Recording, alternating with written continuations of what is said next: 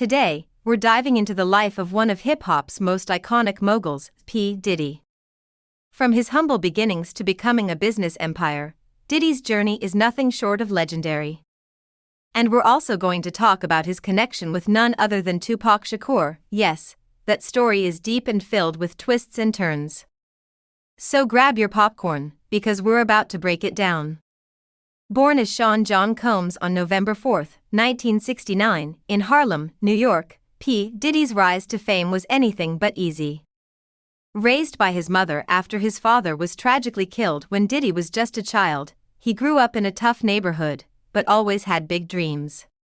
Like many moguls, Diddy didn't start with a silver spoon in his mouth. In fact, after attending Howard University in D.C., he dropped out to pursue his passion for music. He began working as an intern at Uptown Records, where his work ethic and ambition stood out immediately. But what made Diddy different was his eye for talent, and he wasn't just another producer. He wanted to build a brand. By the early 90s, Diddy's big break came when he was promoted to A&R at Uptown. He was responsible for bringing in artists like Jodeci, but his biggest success at the time was discovering a young, charismatic rapper named Craig Mack. That led to the creation of Bad Boy Records in 1993, a label that would change hip-hop forever. And of course, you can't talk about P. Diddy's rise without mentioning the notorious B.I.G., aka Biggie Smalls. Biggie's partnership with Diddy was the spark that made Bad Boy Records a powerhouse in the hip-hop world. Ready to Die, Biggie's debut album, skyrocketed to success, and Diddy became a true force in the music industry. But while Diddy was on top, the hip-hop world was entering a period of intense rivalry between the East Coast and West Coast scenes, and at the center of this conflict was none other than Tupac Shakur.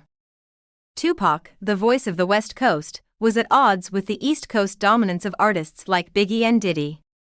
In 1994, things took a dramatic turn when Tupac was shot multiple times in a robbery at a recording studio in New York. But what happened next would forever intertwine Diddy's name with Tupac's in the most controversial way. Here's where things get messy. In the aftermath of Tupac's shooting, Pac made some very public accusations. He claimed that Diddy and Biggie were involved in a plot to have him shot. This moment sparked one of the most bitter feuds in hip-hop history, known as the East Coast-West Coast rivalry. And it wasn't just about music, it was about pride, power, and survival in an industry where loyalty was everything. Tupac speaking in an interview. Look, I don't know who shot me, but I'm not gonna just sit here and let them get away with it. And if I see you and I'm around, it's on.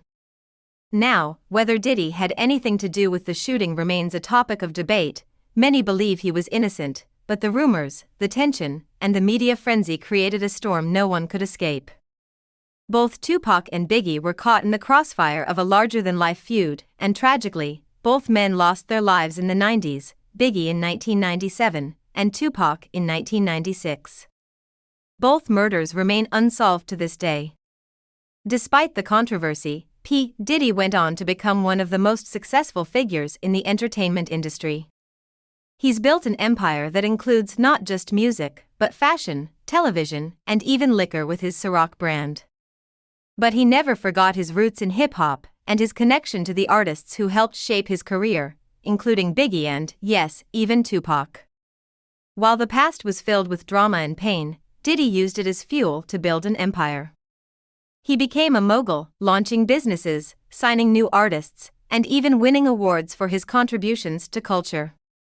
His Bad Boy brand became synonymous with success, and he was no longer just a producer or rapper, he was a symbol of hustle, resilience, and reinvention.